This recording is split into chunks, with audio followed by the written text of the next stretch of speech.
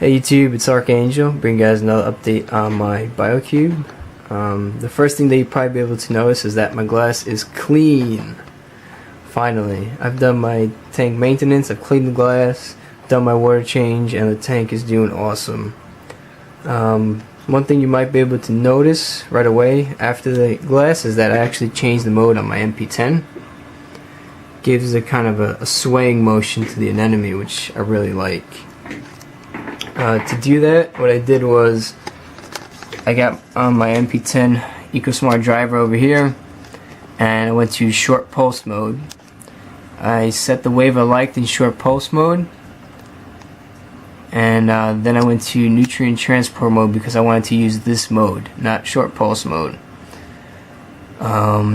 What nutrient transport mode did was it used the wave that I created in short pulse mode for nutrient transport mode.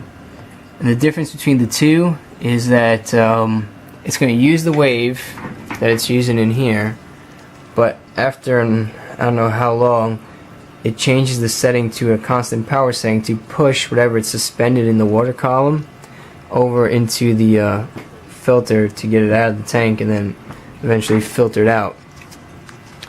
So I've changed that on the MP10. Let's take a look at the corals and how they've done while I was away. The polyps are doing really good. I have to say they've grown a lot while I've been away. The only problem that I experienced was with this one right here. A snail or a hermit crab must have flipped it over. It was sitting sideways and it bleached out a little bit. But I'm not too worried about it. I'm sure it will grow back in time. You have a frag of star polyps right there.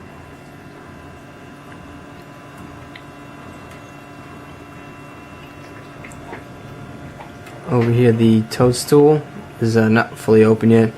Just did my maintenance and I was starting to open back up.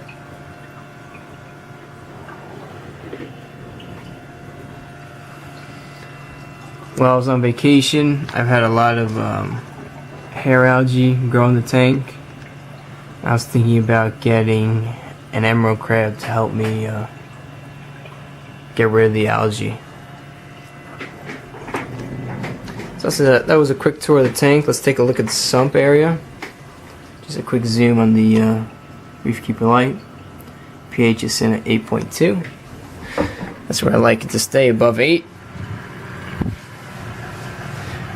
For those of you who don't know, I've actually built my own sump for the biocube stand.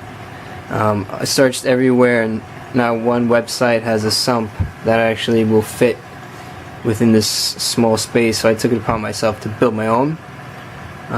If you guys have a biocube and want to build your own sump, I actually made this sump into a downloadable PDF blueprint. It's very inexpensive, and if you want the added benefits of a sump, please check out my website. I'll post the link in the description below. But let's take a quick tour of the sump. Okay, so water's coming in through the back over there. I've changed the carbon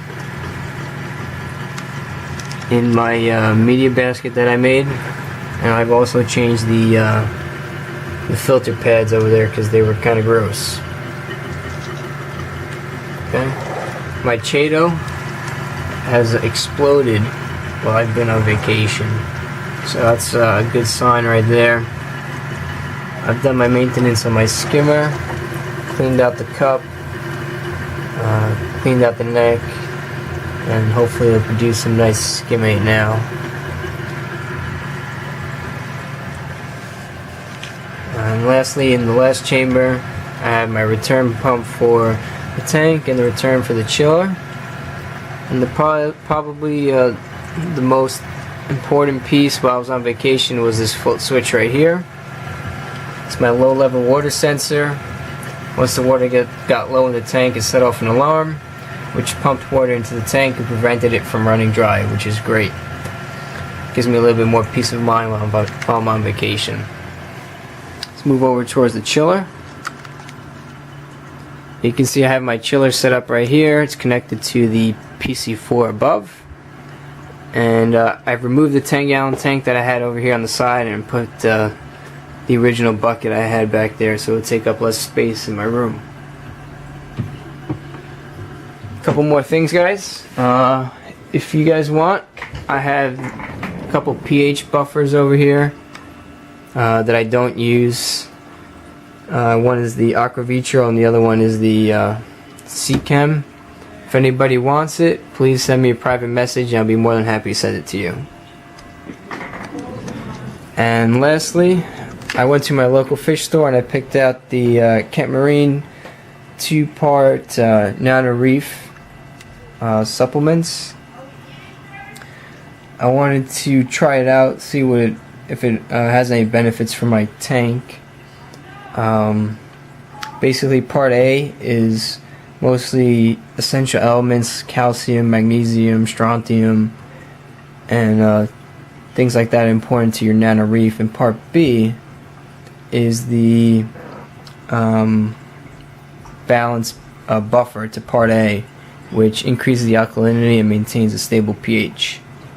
So what I'm going to do is, once these bottles are finished, I'm going to give you guys a full review on this 2-part Nano Reef 2-part kit, and let you guys know if it's worth spending the money for your nano system. I want to see if it actually makes a difference in my corals, see if they grow better, grow faster, brings out the colors and whatnot. So I'll keep you guys posted and I'll let you know how it's working out. One quick thing, they do sell a bigger version of this. The difference is that the directions for actually dosing it.